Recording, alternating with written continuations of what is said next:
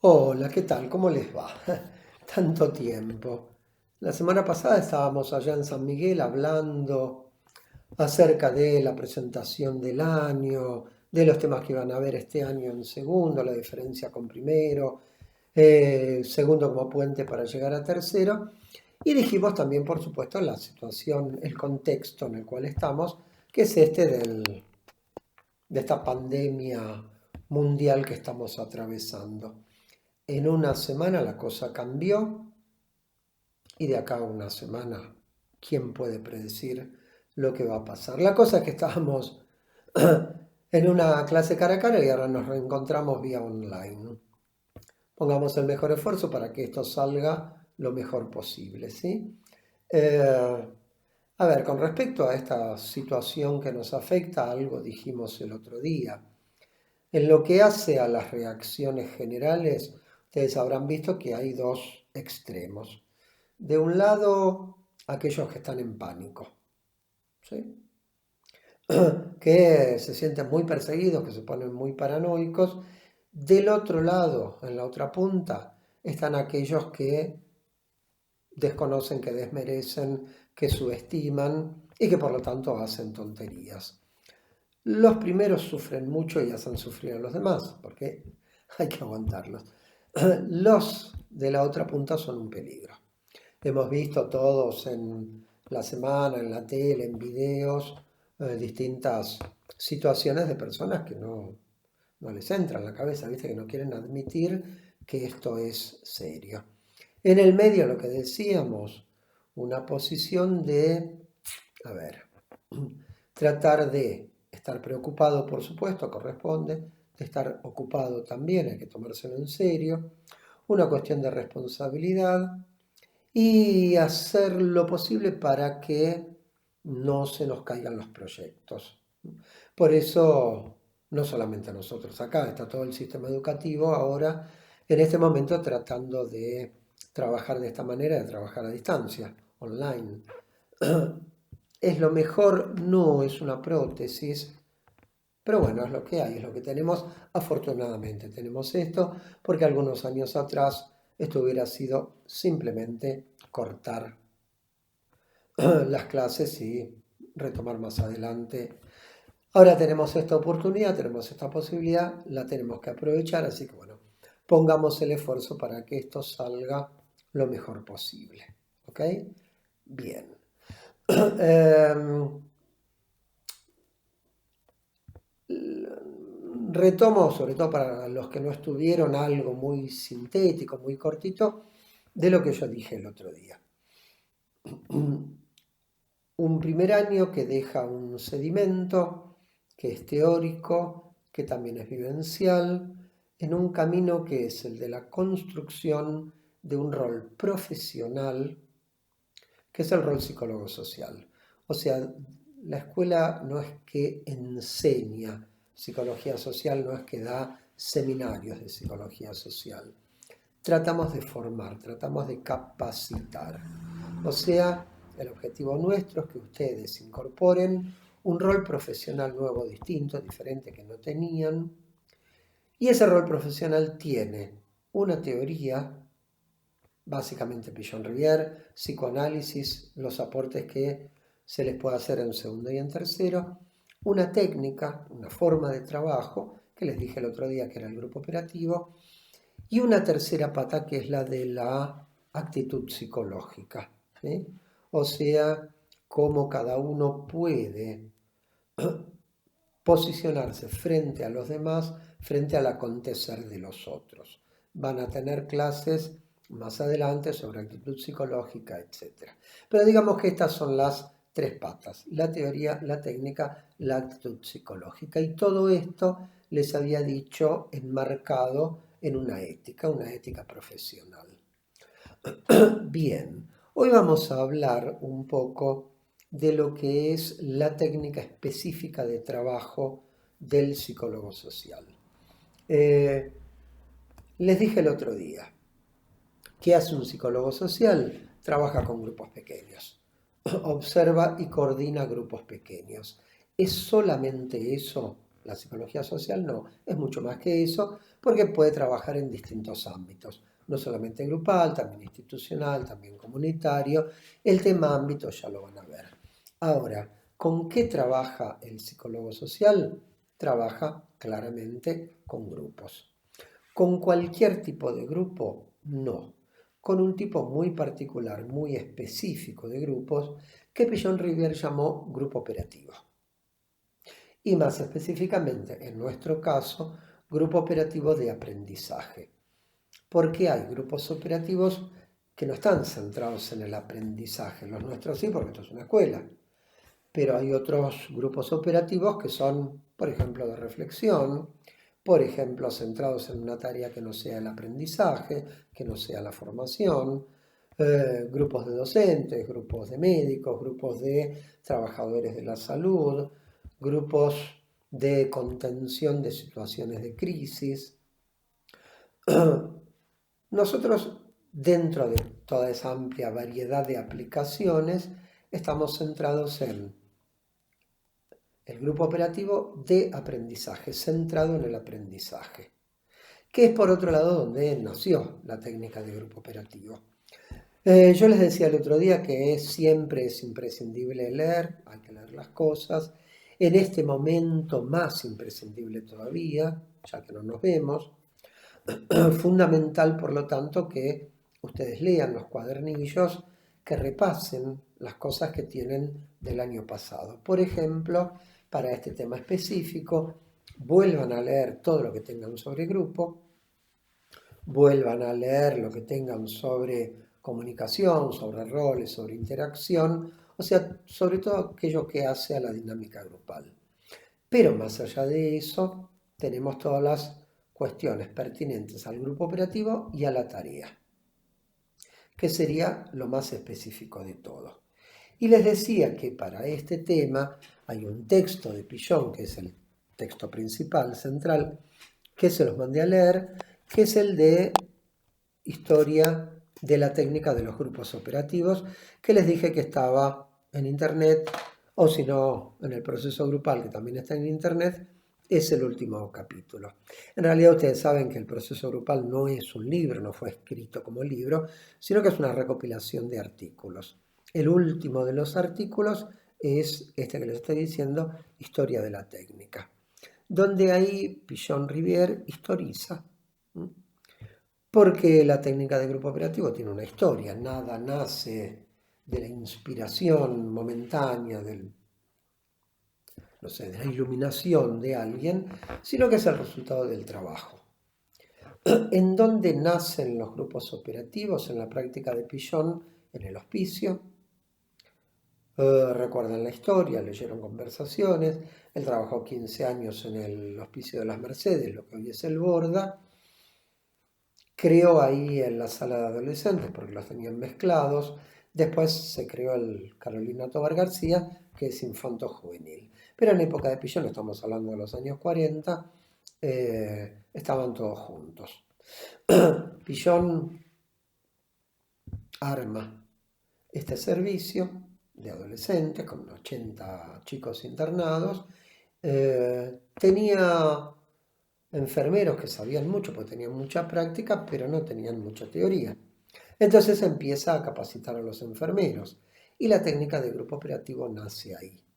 También ahí nace la terapia familiar, porque Pillon empieza a convocar a los familiares de los chicos internados y se empieza a encontrar con que no van, con que no quieren, con que se borran, cosa que hoy sigue pasando, no es que esto es la mentalidad de los años 40. Entonces, entre el trabajo con los enfermeros, el trabajo con los pacientes, de ahí nace el trabajo grupal en la Argentina. De ahí nace el grupo operativo, de ahí nace la terapia familiar y de alguna manera de ahí también nace la psicología social. Entonces, el origen del grupo operativo, de la técnica del grupo operativo, es ese. ¿Por qué insisto en lo de técnica? Porque el grupo operativo es una forma concreta de trabajar con grupos. ¿Es la única? No, no es la única, para nada. ¿Es la mejor? Tampoco. ¿Sirve? Sí, claro que sirve. Porque la técnica de grupo operativo es muy específica para ciertos, para ciertas tareas grupales, para ciertos objetivos que alguien tiene. Hay otras maneras de trabajar con grupos, por ejemplo, psicodrama. ¿Sirve el psicodrama? Sí, mucho. Ahora, ¿un grupo de psicodrama es un grupo operativo de aprendizaje? No, son dos cosas distintas. ¿Sirven las técnicas psicodramáticas en los grupos de aprendizaje? Sí, pero hacemos grupo operativo, no psicodrama, incluimos técnicas. Y después van a haber otros autores, Ansieca, los franceses, Bion en Inglaterra, que también trabajan con grupos de otra manera. Cada uno construye su dispositivo, su encuadre, ajusta su técnica al tipo de grupo que tiene y a los objetivos que se plantean. ¿Sí? De eso se trata. Entonces, como Pichon Rivière lo que se planteó fue grupos de aprendizaje, entonces ahí es donde él crea, inventa, fue un invento, la técnica de grupo operativo. Cuestión central, y esto está presente en el texto. ¿En dónde se centra la técnica de grupo operativo? En principio ya lo dije. El término operativo quiere decir dos cosas. Operativo quiere decir que opera. Y desde ese punto de vista nosotros pensamos que todos los grupos pueden operar. Ahora, ¿operan siempre? No, no operan siempre. ¿Por qué? Y porque hay resistencias, hay conflictos, puede aparecer el obstáculo, la pretarea, y entonces el grupo se frena. O sea que si bien todos los grupos pueden tener operatividad, también pueden no tenerla. La técnica de grupo operativo ya es otra cosa. Es una técnica, o sea, es una forma particular de trabajar. Que lo van a ver mejor, por supuesto, cuando hagan observación y coordinación en tercero. Lo que ustedes tienen ahora es la experiencia vivencial interna de formar parte de un grupo coordinado con técnica operativa, que no es lo mismo que participar de un grupo coordinado de otra manera. Entonces, técnica, procedimiento. Hay técnica para todo. Técnica para la cocina, técnica para la pintura, técnica para el trabajo con metales, técnica para quirúrgica, de análisis de laboratorio, lo que ustedes quieran. ¿Sí? ¿Qué es entonces una técnica? Es un conjunto de procedimientos más o menos estandarizados, que apuntan a algo, que tienen una meta, que tienen un objetivo. Y que tienen que trabajar, que servir para trabajar con un cierto material. En el caso nuestro, por supuesto, el material no es la arcilla, ni el lienzo, ni la reacción química. ¿Cuál sería el material con el cual nosotros trabajamos? La gente, las personas, los grupos. ¿Sí? Pero es importante retener esto. Acá es donde lamento la ausencia de pizarrón. Yo tenía un pizarrón cuando mi hija era chica, pero obviamente ya no lo tengo más, pero me vendría muy bien tener acá un pizarrón como para poder hacerles a ustedes el gráfico que hago siempre. Pero vuelvo, les decía, la técnica supone estandarización y supone que esos procedimientos tienen que estar en función de los objetivos que uno se propone con ese material, con ese campo de trabajo, que para nosotros son las personas, los grupos. ¿Se entiende? Dicho de otra manera, la técnica de grupo operativo supone una forma de observar y coordinar grupos, distinta de otras, ni mejor ni peor, todas sirven si se las usa bien y para lo que corresponde.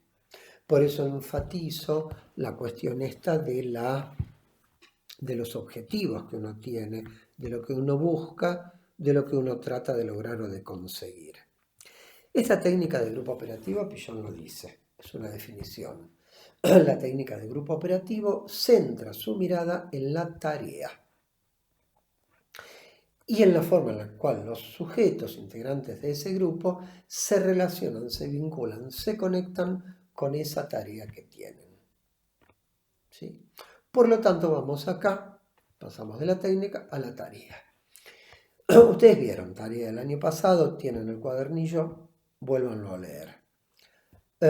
Muy brevemente, ¿qué es la tarea? Tarea es trabajo. La tarea es el trabajo que el grupo tiene que hacer.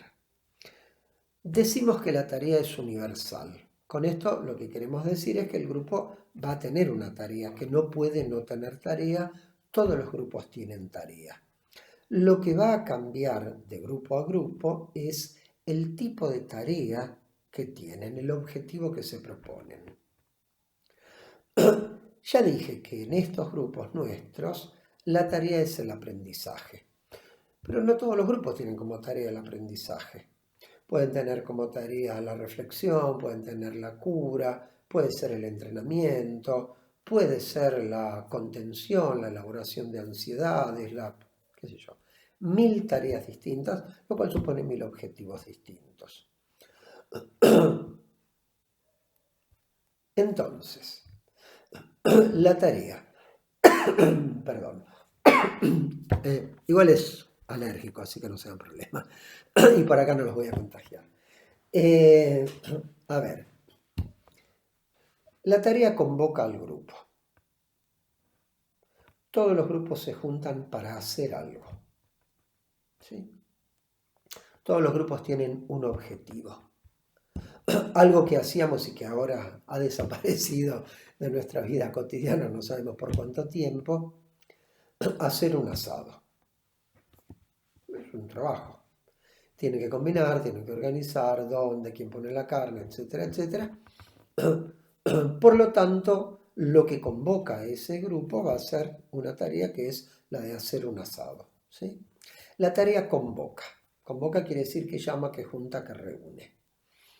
Ahora, además de convocar, y esto es muy importante, la tarea organiza.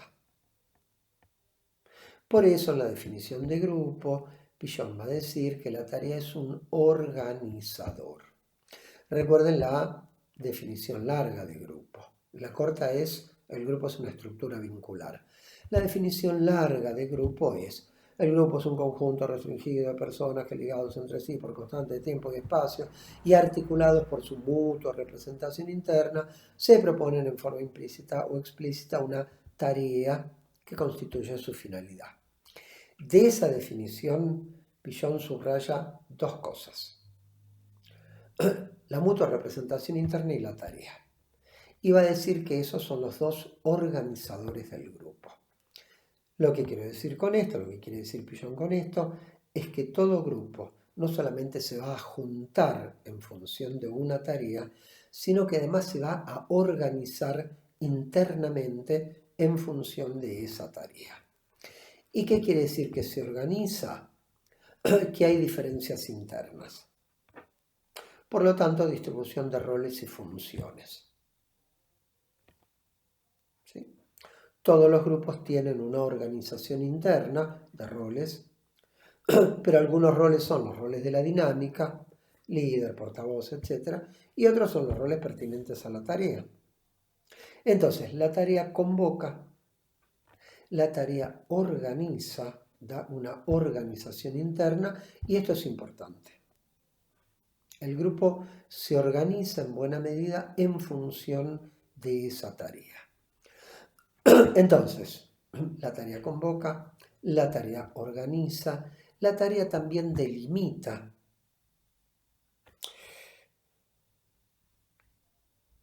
Delimita. Dice, esto es pertinente acá adentro, lo otro no. Nos juntamos para trabajar. Nos juntamos para estudiar. Tenemos que hacer eso. ¿Se entiende esto? Delimita, por lo tanto, encuadra. Ya verán el concepto de encuadre. Es un sistema de normas para poder trabajar. No tiene por qué estar explicitado. Se puede funcionar con un encuadre más o menos implícito, pero el encuadre es, sin ninguna duda, sobre todo para el equipo, sostén de la tarea. Un encuadre tiene tres elementos.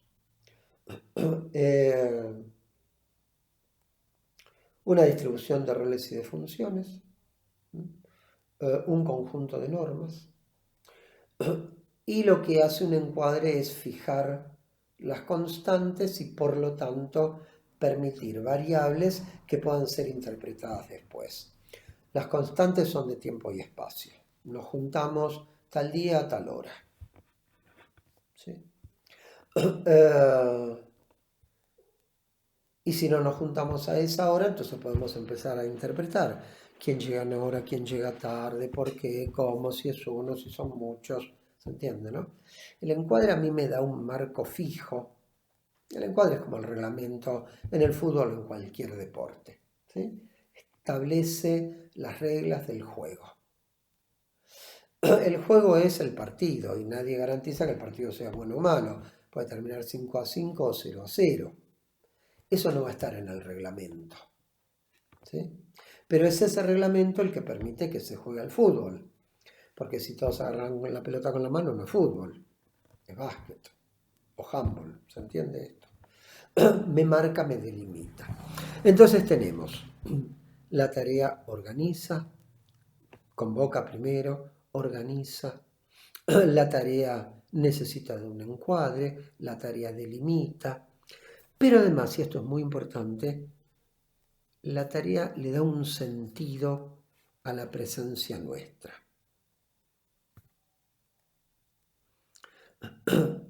Es el objetivo, es el trabajo lo que justifica que nosotros nos juntemos. Ya les dije, no todo grupo hace su tarea. Hay muchas razones, después las vamos a ver, por las cuales un grupo puede no hacer su tarea. Y no me refiero a esos momentos de ida y vuelta, me refiero a momentos, estados, en realidad ya no es un momento, más o menos crónicos, donde el grupo perdió el rumbo. Cuando un grupo pierde su tarea, cuando un grupo pierde su objetivo, lo que surge más temprano que tarde es un sentimiento muy penoso, muy feo, realmente feo, que es el sentimiento de futilidad. Con F, lo fútil. ¿Saben lo que es lo fútil, la futilidad?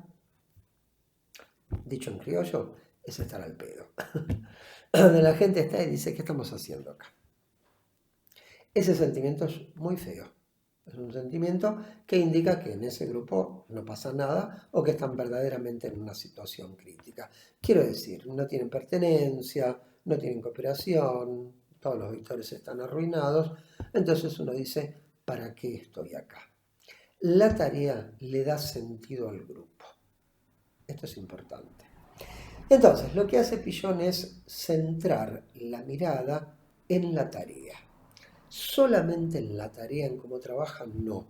Él dice, centra su mirada en la tarea y en cómo se organizan entre ellos, cómo interactúan entre ellos en función de esa tarea que los convoca, los ordena, los organiza, les da sentido, etc. ¿Se comprende?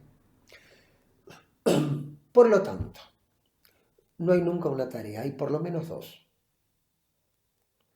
La primera tarea sería qué hacemos con aquello que nos convoca. Estudiar psicología social o lo que fuere. La segunda tarea sería qué nos hacemos entre nosotros en función de esa tarea que nos convoca. ¿Se comprende? Este segundo nivel, la segunda tarea, Pillon la llama tarea explícita, tarea implícita. El término no es feliz porque explícito e implícito quieren decir otra cosa. Explícito es lo que se ve y implícito es lo que está por debajo. Digamos la tarea prescripta y la dinámica grupal. ¿Qué hacemos con lo que tenemos que hacer y qué nos hacemos entre nosotros? Recuerden que el corazón del grupo es la interacción. Interacción es acción entre, acción mutua, acción recíproca. Esta que, por ejemplo, este modelo no me permite, y si me permite, la clase. Yo voy más rápido acá que dando una clase en vivo. No los veo a ustedes, no veo sus reacciones, no recibo los mensajes, no puedo leer el clima del grupo porque no tengo un grupo realmente. Para que haya grupos se tienen que reunir. O sea que esta clase cada uno de ustedes la verá por su cuenta o no están las épocas para juntarse verdaderamente. Eh, entonces falta todo eso, falta el feedback, el rapport, la retroalimentación. Así que, miren, ni siquiera es que les estoy hablando a ustedes, porque yo digo esto y me estoy viendo a mí mismo en la pantalla de la compu. O sea que casi, casi me estoy hablando a mí. Pero bueno, no importa. Es lo que pasa con estos dispositivos. Entonces, la primera tarea es qué hacemos con aquello que nos convoca, la psicología social. La segunda tarea es la dinámica grupal. ¿Qué nos hacemos entre nosotros? ¿Sí? Y ahí viene toda la cuestión de los vínculos, la comunicación, los roles, las alianzas, los conflictos, los temores, todo aquello que se puede dar, que se da, de hecho, ustedes ya lo saben, tienen una experiencia, en una situación grupal. Ahora, la tarea prescripta, la dinámica. ¿Es pertinente trabajar las cuestiones de la dinámica? Sí, claro que es pertinente. Pero ojo que ahí el mismo encuadre y la tarea nos limita. ¿Por qué? Ustedes saben que en el grupo se pueden producir cosas realmente profundas y movilizantes, ¿sí? Todos ya lo saben. ¿Se pueden trabajar? Sí, se pueden trabajar, por supuesto. Hay como un convenio de que nosotros podemos trabajar lo latente grupal. Pero desde nuestra posición tenemos un límite. No es un grupo de terapia. ¿Se entiende? Entonces, podemos trabajar cuestiones vinculares para tratar de resolverlas en la medida en que se pueda y que se pueda seguir trabajando a partir de ahí, trabajando la tarea explícita. Dicho de otra manera, la tarea explícita, la tarea prescripta, eso va en el puesto de mando. Y todo lo otro, la dinámica, los vínculos, las interacciones, los conflictos, etc., van a estar en función de esa tarea prescripta que nos convoca, que en este caso es estudiar psicología social. ¿Ok? Bien. Hasta acá vamos. Supongo que después tendremos alguna forma de que ustedes me hagan llegar sus inquietudes, sus preguntas, comentarios, etcétera. Digamos, la didáctica de emergentes, ¿no? Que insisto, en la clase cara a cara es en el momento, aunque después me pasan los coordinadores y que ahora, bueno, será de otra manera. Entonces, hasta acá trabajamos esto, la cuestión de la tarea. ¿Es posible una tarea cualquiera sin conflictos? No, claramente no. Conflictos grupales va a haber siempre. ¿Por qué? Porque hay personas, piensan distinto, actúan distinto, inevitablemente va a haber diferencias en un grupo, cada diferencia es una contradicción, es un conflicto, después el conflicto podrá ser más grande, más chico, podrá llegar a un punto de no retorno o podrá ser manejable, eso se verá. Ahora, pensar en una tarea sin conflictos es una ilusión. Siempre va a haber conflictos, o conflictos con la tarea o conflictos con la cuestión vincular. El punto no es que no los haya, el punto es si el grupo, la gente los puede manejar o no. Si los puede manejar, son operativos y aprenden. El tema es cuando no pueden manejar los conflictos o, en el decir de Pillon, cuando no pueden manejar las ansiedades, los temores. ¿Se acuerdan los dos temores básicos? Miedo al ataque, miedo a la pérdida, que en Melanie Klein era posición esquizoparanoide, posición depresiva. ¿Sí? ¿Qué aparecen ahí? Aparecen las resistencias. ¿Qué es una resistencia? Es una fuerza en contrario, es una negativa. Si yo empujo esta computadora, la computadora me hace una fuerza contraria que neutraliza la fuerza mía. Por supuesto, yo puedo empujar la computadora si hago más fuerza que la fuerza contraria. Pero eso es una resistencia. Si yo quiero romper una hoja de papel, me voy a encontrar con una resistencia de los materiales. Hay resistencias en todos lados, también hay resistencias, por supuesto, a nivel humano. Entre paréntesis, espero no perderme, pero cuando tengo el pizarrón atrás no me pierdo. Pero acá viste que vengo solo de memoria, por ahí me pierdo. Entre paréntesis, ¿no? Con lo de las resistencias, hoy hablaba con una persona que trabaja en una tarjeta de crédito y me decía que ven cada situaciones que no pueden creer. Gente que no quiere esperar en la calle, gente que quiere entrar a toda costa, gente que grita que los trata mal. No es un supermercado donde van a comprar comida, es una tarjeta de crédito. Y hay gente que no le entra. Hoy deportaron un italiano que llegó acá hace 4 días y no hizo la cuarentena. Viene de Italia y no hizo cuarentena. Gente que no le entra en la cabeza verdaderamente. Esas son las resistencias. ¿Sí? O el otro que dice a mí no me va a pasar nada, que también es una resistencia. En su grandiosidad narcisista se creen inmunes. ¿Sí? Esto que pasa a nivel individual pasa también a nivel grupal. Cuando las resistencias se pueden enfrentar y superar, el grupo aprende. O sea, están en tarea. Porque la tarea del grupo también es enfrentar sus conflictos, sus problemas, sus resistencias. ¿Qué aprende el grupo? Y aprende a superarlas, aprende a vencerlas. Ahora, ¿siempre pueden manejar esto? ¿Siempre lo pueden vencer? No, no. A veces la resistencia domina. Esto pasa también a nivel terapéutico, ¿sí? Donde todo proceso terapéutico implica resistencias. Cuando esas resistencias son muy fuertes, el proceso terapéutico se detiene. Y entonces ahí aparecen fenómenos como el acting out, el impasse, la reacción terapéutica negativa. Todo esto Pillon lo sacó de Freud, ¿no? Y de su propia práctica con pacientes, por supuesto. Las resistencias a curarse. La gente no quiere alargar sus síntomas. No quiere, pero eso es una tarea. Si la gente quisiera alargar sus síntomas, sus problemas, los procesos terapéuticos durarían nada, una semana. Y la verdad que uno, sobre todo con ciertos pacientes, está un montón de tiempo para que puedan finalmente que les entre una bala, como se dice comúnmente. ¿Sí? Bueno, pero a veces lleva muchísimo tiempo. A nivel grupal esto también pasa. Si la resistencia se enquista y no se puede superar, aparece algo que ustedes ya vieron el año pasado, que es el obstáculo. ¿Qué es un obstáculo? Es algo que no deja avanzar. Tomando la metáfora del camino, porque vieron que Pillon dice que la tarea es la marcha del grupo hacia sus objetivos. La idea de marcha, de camino, de itinerario. El obstáculo sería el piquete. Sería la inundación, sería el árbol que tira la tormenta y no me deja pasar.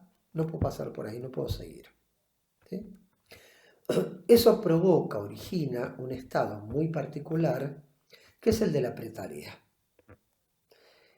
Pretarea no es un término que tampoco es muy feliz, porque el prefijo pre quiere decir antes de. La pretarea no está antes de la tarea, no es ese comienzo de 5 minutos donde la gente dice cualquier cosa. No, eso es el caldeamiento. La pretarea hay que tomarla como la antitarea, donde el grupo, en lugar de coaligarse, de hacer una alianza en función del trabajo, se coaliga, hace una alianza en función de la resistencia. ¿Se entiende esto? La pretarea es un estado, no es un momento, es un estado instalado, que tiene una cantidad de indicadores que después los verán. ¿Sí? Entonces, es la presencia, la posibilidad de la pretarea, la que justifica la técnica operativa. Porque si todos los grupos pudieran resolver sus conflictos, sus ansiedades, sus problemas, ¿para qué vamos a coordinar? Una comparación. Si todas las personas, todos los cuerpos, los organismos pudieran curarse solos, ¿para qué medicina? O, si todo el mundo pudiera resolver sus conflictos neuróticos, ¿para qué la psicoterapia? Por supuesto, la experiencia nos indica que no pueden. Entonces existe el grupo operativo, existe la medicina, existe la psicoterapia. ¿Se entiende? ¿Para qué? Para cuando la gente no puede. ¿Sí? En este sentido, entonces, el grupo operativo es una técnica centrada en la tarea y en la forma, el modo, la manera en la cual los miembros de ese grupo encaran la tarea y se relacionan entre sí en función de esa tarea. La pregunta fundamental del psicólogo social frente a un grupo es, ¿trabajan o no? Si la respuesta es sí, ¿cómo trabajan? Si la respuesta es no, ¿por qué no trabajan? ¿Se entiende? Y de ahí vamos desarrollando nosotros nuestras intervenciones. Primero la comprensión, después, por supuesto, las intervenciones. Bien, entonces, esto es dicho muy sintéticamente porque es un repaso, la cuestión de la técnica de grupo operativo. Ya les dije, lectura imprescindible, historia de la técnica de los grupos operativos. Y dado el contexto nuestro, les recomiendo también otro texto de Pillon. Este está en Psicología de la Vida Cotidiana, que también se lo bajan de internet. Es el primer capítulo, que es el más largo de todos, que se llama Inundados, las reacciones psicológicas ante el desastre, donde él investiga y teoriza acerca de la situación de los inundados en Santa Fe. Nos ubicamos allá por 1960. Pero lo que trabaja son las reacciones psicológicas. Creo que esta situación de pandemia mundial encima tiene mucho que ver con la inundación, porque la vida cotidiana se ve invadida, porque uno prende la tele y no hablan de otra cosa. Hasta en los programas de fútbol están hablando de esto, pues claro, está todo suspendido, de algo tienen que hablar. Esto es algo que nos inunda. Esto es algo que se metió muy fuerte y muy rápidamente, porque hace, que yo, 20 días, ¿quién pensaba que íbamos a estar así? Nadie. Y además es mundial, porque hemos pasado otras situaciones críticas, qué sé yo, hiperinflación, Rodrigazo, la crisis del 2001, pero era nuestra. Hoy es mundial, no zafa nadie. ¿Sí? Entonces, ese texto es muy interesante para pensarlo. ¿Por qué? Porque esta es una situación de tensión colectiva, de intoxicación colectiva y posiblemente una situación colectiva traumática, depende cómo evolucione, ¿no? Por supuesto. Hasta hoy no tenemos muchos infectados, tenemos nada más que 2 muertos. Piensen en Italia, donde ayer murieron como casi 400. Todo esto entonces genera reacciones psicológicas que son colectivas, que son institucionales, que son grupales y que son individuales. Ese texto de Pillon, Inundados, sirve para entender, empezar a pensar también en este tipo de situaciones que estamos viviendo. Porque a diferencia del AMI o de una inundación, esto va para largo. ¿Se entiende, no? La AMIA fue una explosión, explotó un día. Una inundación son unos días, una semana, después el agua baja. Acá empezó, no sabemos cuándo va a terminar, dónde ni cómo.